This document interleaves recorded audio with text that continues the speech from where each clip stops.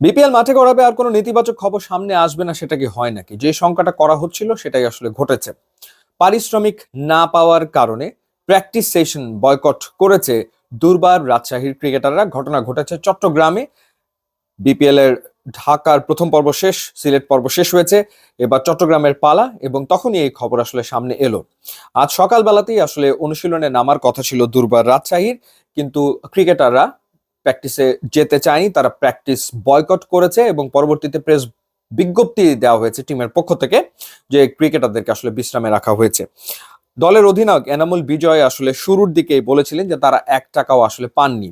নিয়ম অনুযায়ী 50% টাকা ক্রিকেটারদের পরিশোধ করার কথা ছিল বিপিএল শুরুর আগে, কিন্তু ফ্র্যাঞ্চাইজি গুলো আসলে আর্থিক খাত বিবেচনায় কিছুটা সময় চেয়ে নিয়েছিল, এবং যেটা জানা যায় যে দুর্বার রাজশাহীর ক্রিকেটারদের 25%-এর চেক দেওয়া হয়েছিল, কিন্তু সেই চেক আসলে বাউন্স করেছে।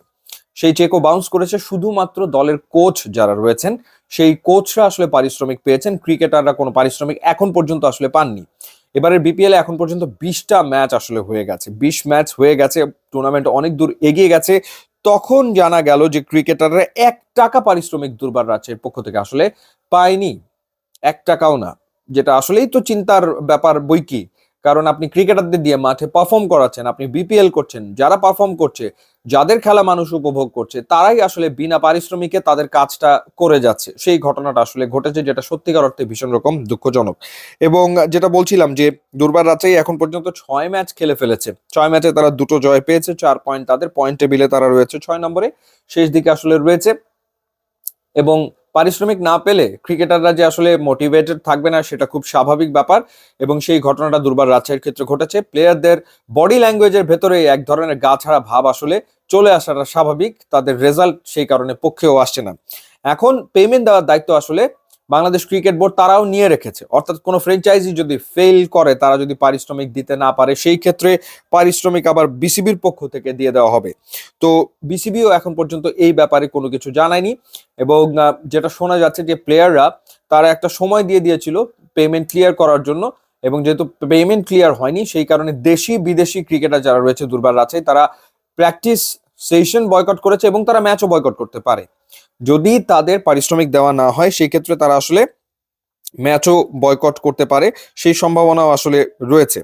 তো আর একটা ব্যাপার যেটা, সেটা হচ্ছে যে আহ, আর্থিক সংকট রয়েছে ফ্র্যাঞ্চাইজি গুলোর, তো সেই ক্ষেত্রে তারা আসলে বিসিবির সাথে ব্যাপারটা ক্ল্যারিফাই করে নিয়েছে কিনা, কথা বলে নিয়েছে কিনা।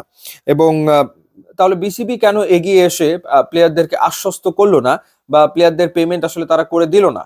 বিজয় যখন এর আগে এই ব্যাপারটা সবার সামনে এনেছিলেন, তখন তিনি বলেছিলেন যে ফারুক ভাই বোর্ডে যেহেতু রয়েছেন, সুতরাং বিসিবি নিশ্চয়ই একটা ব্যবস্থা গ্রহণ করবে। কিন্তু দিন তো কম গেল না, 20টা ম্যাচ আসলে হয়ে গেল, রাজশাহীর 6টা ম্যাচ হয়ে গেল, তারপরেও তারা আসলে কোনো পারিশ্রমিক পায়নি। সো এই অবস্থায় এখন বিসিবি কি উদ্যোগ নেয় সেটা আসলে দেখার ব্যাপার। এবং বলা যায় যে হার্ড লাইনেই চলে গেছে দুর্বার রাজশাহীর ক্রিকেটাররা, এবং পারিশ্রমিক না পেলে তারা আসলে নেক্সট ম্যাচে মাঠে নামবে কিনা সেই সংশয় দেখা দিয়েছে। তো দেখা যাক।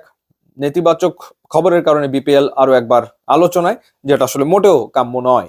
ইউটিউব ইনস্টাগ্রাম লিঙ্ক দেওয়া আছে, আপনারা যোগ দিলে খুবই খুশি হব। And thanks for watching.